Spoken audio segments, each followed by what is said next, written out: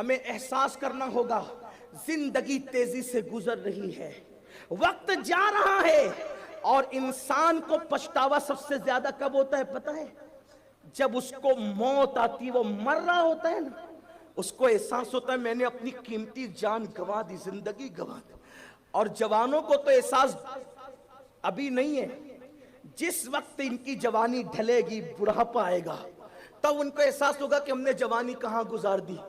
کہا جاتا ہے کہ ایک بوڑھا جس کی کمر بڑھاپے کی وجہ سے جھک گئی تھی، وہ لکڑی ٹیکتے ہوئے کہیں جا رہا تھا، ایک جوان کو مستی سوجھی، اس جوان نے پوچھا بابا کیا ڈھونڈ رہے ہو؟ حالانکہ اس کو پتا تھا کہ کچھ ڈھونڈ نہیں رہے، ان کی کمر بڑھاپے کی وجہ سے جھک گئی، لکڑی ہاتھ میں، جھک گئی ہے کمر۔ تو پوچھا بابا کیا ڈھونڈ رہے ہو؟ وہ بوڑھا بڑا دانشمند تھا، اس نے سوچا جب موقع ہی ملا ہے تو کوئی نصیحت کر دوں، اس لیے کہ وہ تو چڑھا رہا تھا۔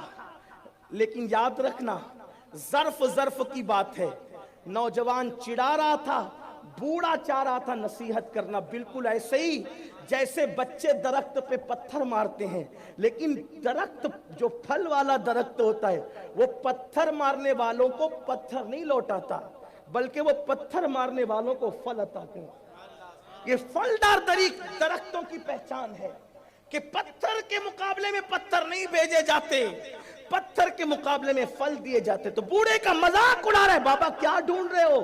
بوڑھے نے کیا کہا؟ بیٹا میں اپنی کھوئی ہوئی جوانی تلاش کر رہا ہوں، میں اپنی کھوئی ہوئی جوان۔